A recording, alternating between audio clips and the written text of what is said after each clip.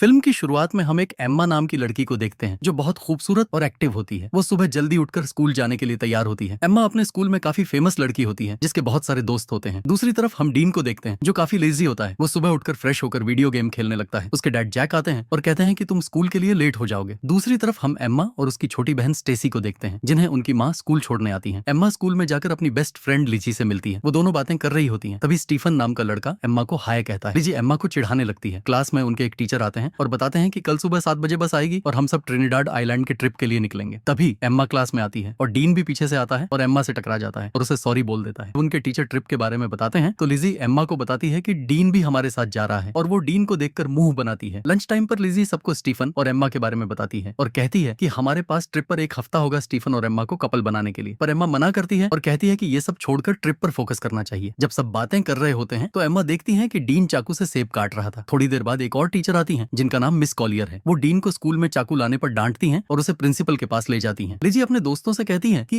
Emma को dean जैसे लड़कों से दूर रहना चाहिए। जब स्कूल का एक हॉट लड़का एम्मा को पसंद करता है। अगले दिन एम्मा ट्रिप के लिए तैयार होती है और अपने पेरेंट्स को ट्रिप पर जाने के लिए थैंक यू बोलती है। दूसरी तरफ डीन को ट्रिप पर नहीं जाना होता लेकिन उसके डैड चाहते हैं कि वो ट्रिप पर जाए, जिसके बाद वो जाने के लिए मान जाता है। अब उनके टीचर उनको बस में बैठने के लिए कहते हैं और स्टीफन एम्मा का हालचाल पूछता है। वहाँ फिर लिजी और एम्मा को तंग करती है। एम्मा उसकी बात को इग्नोर करती है। अब ये सब आइलैंड पहुंच जाते हैं। बस से उतरने के बाद एम्मा और उसके दोस्त पूल में जाते हैं। वहाँ स्टीफन भी होता है। ये सब पूल में मस्ती करते हैं लेकिन डीन सबको बालकनी से देख रहा होता है। अब उसी शाम एम्मा की एक फ्रेंड आती है और बताती है कि आज शाम स्टीफन ने पार्टी रखी है और उसने हम सबको बुलाया है जो यहाँ की एक बोट पर है। लेकिन एम्मा मना कर देती है लेकिन उसके दोस्त जिद करके उसे मना लेते हैं और अब वो लोग पार्टी के लिए बोट पे जाते हैं। एम्मा पार्टी में देखती है कि स्टीफन एक दूसरी लड़की को किस कर रहा होता है। वो वहां से जाने लगती है और ये सब डीन भी देख रहा होता है। तभी वो एम्मा से कहता है कि तुम्हारा बॉयफ्रेंड तो किसी और के साथ मजे कर रहा है। वो डीन से कहती है कि तुम्हें इससे क्या। वहाँ पुलिस आ जाती है क्योंकि पुलिस को पता लगा था कि यहाँ स्टूडेंट्स ड्रग ले रहे हैं और सबको एक तरफ आने को कहती है। लेकिन एम्मा का पैर फिसल जाता है और वो पानी में गिर जाती है। उसे गिरते हुए डीन देख लेता है और वो भी पानी में छलांग लगाता है और उसे बचा लेता है और एक छोटी बोट में ले जाता है। उस बोट की रस्सी बड़ी बोट से जुड़ी हुई थी लेकिन डीन वो रस्सी काट देता है। एम्मा के पूछने पर वो कहता है कि मैं पुलिस के झंझट में नहीं पड़ना चाहता, लेकिन वो बोट उनसे बहुत दूर जा रही थी। तभी बहुत तेज बारिश और तूफान आने लगता है। एक बहुत बड़ी लहर आने की वजह से दोनों बोट को जोर से पकड़ लेते हैं। जब सुबह होती है तो वो देखते हैं कि वो लोग कहीं दूर पहुंच गए थे जहां दूर दूर तक सिर्फ पानी ही पानी था। डीन का फोन तो पानी पड़ने की वजह से खराब हो गया था और वो एम्मा का फोन मांगता है लेकिन उसके फोन में नेटवर्क नहीं था। एम्मा कहती है कि हमें उस बोट के पीछे ही रहना चाहिए था। तब डीन कहता है कि फिक्र मत करो, हमें कोई ना कोई लेने जरूर आ जाएगा। वो बात ही कर रहे थे कि उन्हें थोड़ी दूर एक आइलैंड नजर आता है। डीन बोट को आइलैंड की तरफ ले जाने लगता है और काफी मुश्किल के बाद वो दोनों उस आइलैंड पर पहुंच जाते हैं। वहां पहुंचकर एम्मा नेटवर्क चेक करती है पर वहां भी नेटवर्क नहीं आता। फिर डीन को उस बोट पर एक फ्लेयर गन मिलती है तो वह उसे पकड़ लेता है और दोनों आगे बढ़ते हैं। दूसरी तरफ होटल में उनके टीचर पिछली रात की वजह से ट्रिप को कैंसिल कर देते हैं। तब लिजी मिस कूलियर को बताती है कि एम्मा होटल वापस नहीं आई और उसे लगा एम्मा कल रात किसी और के साथ थी, इसलिए उसने किसी को नहीं बताया। और वह यह भी बताती है मैंने एम्मा को आखिरी बार पार्टी बोट पर देखा था। उसके बाद उनके टीचर सबकी अटेंडेंस लेते हैं तो उन्हें पता लगता है कि डीन भी यहाँ नहीं है। अब इससे इन सबको पता लगता है कि डीन और एम्मा दोनों मिसिंग हैं। इसके बाद पुलिस आती है और एम्मा के दोस्तों से उसके बारे में पूछती है। मिस कूलियर पूछती है कि क्या उन्हें ढूंढने का कोई तरीका है तो पुलिस कहती है कि ऐसे केस होते रहते हैं और क्या पता एम्मा अपनी मर्जी से कहीं गई हो और वापस आ जाए। जब यह बात डीन के फादर को पता लगती है तो वह फौरन स्कूल पहुंचते हैं और एम्मा की माँ से मिलते हैं। फिल भी वहां आ जाता है। दोनों पेरेंट्स प्रिंसिपल से अपने बच्चों के बारे में सवाल जवाब करते हैं पर प्रिंसिपल ठीक से जवाब नहीं देते, जिसके बाद वे लोग वहां से चले जाते हैं। दूसरी तरफ एम्मा और डीन आगे बढ़ते हैं और थोड़ा आगे जाने पर उन्हें एक वाटरफॉल नजर आता है। डीन को यह बहुत अच्छा लगता है तो वह एम्मा से उसकी तस्वीर बनाने को कहता है। वह मना कर देती है और कहती है कि हम गुम हो गए हैं और तुम्हें पिक्चर्स लेने की पड़ी हुई है। वे आगे बढ़ते हैं और कुछ देर बाद वे आइलैंड के किनारे पर पहुंच जाते हैं लेकिन अभी तक उन्हें कोई मदद नहीं मिली थी। वे वापस बोट की तरफ जाते हैं और देखते हैं कि किनारे पर उनकी बोट ही नहीं थी। उन्हें वहां सिर्फ एक जैकेट मिलता है। वे आगे बढ़ते हैं और इसी तरह वहां शाम हो जाती है। इसके बाद वे बैठ जाते हैं। फिर डीन आग जलाता है। डीन देखता है कि एम्मा को ठंड लग रही है तो वह एम्मा को अपनी शर्ट उतार कर दे देता है। फिर दोनों बातें करने लगते हैं। अगली सुबह डीन की जब आंख खुलती है तो वह देखता है कि एम्मा यहाँ नहीं है। वह उसे ढूंढने के लिए जाता है तो समुद्र के किनारे पर एम्मा SOS लिख रही होती है। वो पूछता है कि तुम ये क्या कर रही हो। एम्मा कहती है कि क्या पता इससे हमारी कोई मदद हो जाए। इसके बाद डीन स्विमिंग करने चला जाता है। एम्मा उसे देखने लगती है। दूसरी तरफ उनके टीचर एम्मा और डीन के पेरेंट्स को बताते हैं कि पुलिस को एक बोट मिली है जिस पर शायद वे दोनों थे। दूसरी तरफ हम देखते हैं कि एम्मा पानी भर रही होती है। तभी उसे एहसास होता है कि कोई उसे देख रहा है। घबराकर वह वहां से चली जाती है। धूप से बचने के लिए दोनों पत्तों से एक छोटी सी झोपड़ी बना लेते हैं। एम्मा रेत पर बड़ा सा SOS लिख देती है ताकि अगर कोई हेलीकॉप्टर गुजरे तो उसे दिख जाए। खाने के लिए जो भी मिलता है दोनों खा लेते हैं। डीन को केले का पेड़ दिखता है और दोनों पेट भरकर केले खा लेते हैं। इस आइलैंड पर बहुत गर्मी होती है तो एम्मा पैंट को काटकर शॉर्ट्स बना लेती है। एक दिन वह देखती है कि डीन सो रहा है तो वह भी उसके पास जाकर लेट जाती है। डीन उसकी तरफ मुड़कर उस पर हाथ रख देता है। एम्मा कुछ नहीं कहती, उसे अच्छा लगता है। अगले दिन एम्मा नहा रही होती है तभी डीन आकर सनस्क्रीन मांगता है। एम्मा उसे जाने के लिए कहती है तो डीन याद दिलाता है कि तुमने ही तो मुझे पहरा देने के लिए कहा था। एमा बताती है कि उसे लगता है इस आइलैंड पर वे दोनों अकेले नहीं हैं। दूसरी तरफ होटल में एमा की माँ बहुत परेशान होती है। न्यूज में बताया जाता है कि शायद एमा और डीन मर गए हैं। फिल घर जाना चाहता है क्योंकि एमा की बहन अकेली है, लेकिन एमा की माँ इनकार कर देती है। उसे अब भी यकीन है कि उसकी बेटी जिंदा है। अगले दिन डीन के पापा और एमा की माँ हेलीकॉप्टर से अपने बच्चों को ढूंढने निकलते हैं। एमा डीन से कहती है कि वह अपने परिवार को बहुत मिस कर रही है। तभी डीन को इंसान की खोपड़ी मिलती है। एमा डर जाती है और कहती है कि ये भी शायद हमारी तरह फंस गया होगा और मर गया। डीन उसे समझाता है कि अगर हम एक दूसरे का साथ दें तो जिंदा रहेंगे और घर भी पहुंच जाएंगे। फिर वह एमा को किस करता है और दोनों एक दूसरे के काफी करीब हो जाते हैं। सुबह एमा उठती है तो डीन गायब होता है। वह उसे ढूंढते ढूंढते जंगल पहुंचती है और देखती है कि डीन गड्ढा खोद रहा है। एमा उसमें गिर जाती है और उसके घुटने में चोट लग जाती है। डीन उसकी देखभाल करता है और कहता है कि वह ठीक हो जाएगी। इसके बाद दोनों झरने में नहाने लगते हैं। डीन अपनी माँ के बारे में बताता है जो एक एक्सीडेंट में मर गई थी। थोड़ी देर बाद बारिश होती है। दोनों बारिश में खेलते हैं। डीन एमा के बालों में फूल लगा देता है और दोनों फिर से करीब आ जाते हैं। दूसरी तरफ न्यूज में बताया जाता है कि एमा और डीन को गुम हुए 1 महीना हो चुका है, लेकिन उनके परिवार और दोस्त अब भी यकीन रखते हैं कि वे जिंदा हैं। सब जगह उनकी तस्वीरों वाले पोस्टर लगाए जाते हैं। समय बीतने के साथ डीन और एमा आइलैंड पर एडजस्ट हो जाते हैं और एक दूसरे से प्यार करने लगते हैं। एक दिन खाना ढूंढते समय उन्हें प्लेन की आवाज सुनाई देती है। वे सिग्नल देने के लिए फ्लेयर गन ढूंढते हैं, लेकिन मिलती नहीं। तब तक प्लेन चला जाता है। काफी दिन बाद डीन को जंगल में आवाज सुनाई देती है। वह देखता है कि वहाँ ब्लैक पैंथर है। डीन गिर जाता है, लेकिन पैंथर को मार देता है। उधर उनके घर वाले अपनी जिंदगी में आगे बढ़ जाते हैं और वे दोनों भी आइलैंड पर रहने लगते हैं। अभी ऊपर से चीजें गिरती हैं। वे देखते हैं कि पेड़ पर एक बंदर बैठा है जिसके हाथ में फ्लेयर गन है। एमा उसे केला देकर फ्लेयर गन ले लेती है। अचानक हेलीकॉप्टर की आवाज आती है और एमा फ्लेयर फायर कर देती है। हेलीकॉप्टर उन्हें देख लेता है और रेस्क्यू कर लेता है। वापस लौटने पर एयरपोर्ट पर सब खुशी से उन्हें मिलते हैं। रात को डीन एमा के घर आता है, लेकिन एमा कहती है कि हमारे पेरेंट्स ने पार्टी रखी है, तुम जरूर आना। अगली शाम पार्टी में डीन एमा को बुलाने का इशारा करता है, लेकिन एमा उसे नजरअंदाज कर देती है। डीन चला जाता है और दोनों की जिंदगी पहले जैसी हो जाती है। कुछ दिन बाद एमा उसे कॉल करती है, लेकिन वह उठाता नहीं। डीन अपनी माँ की कब्र पर फूल रखकर रो रहा होता है। प्रॉम पार्टी की रात एमा अपनी बहन के साथ पार्टी में आती है। बाहर बारिश हो रही होती है और डीन बारिश में खड़ा उसका इंतजार कर रहा होता है। एमा को आइलैंड के सारे पल याद आ जाते हैं। वह डीन के पास जाती है और दोनों एक दूसरे को गले लगा लेते हैं। यहीं पर मूवी खत्म हो जाती है। अगर कहानी पसंद आई हो तो लाइक, सब्सक्राइब और शेयर करना न भूलें।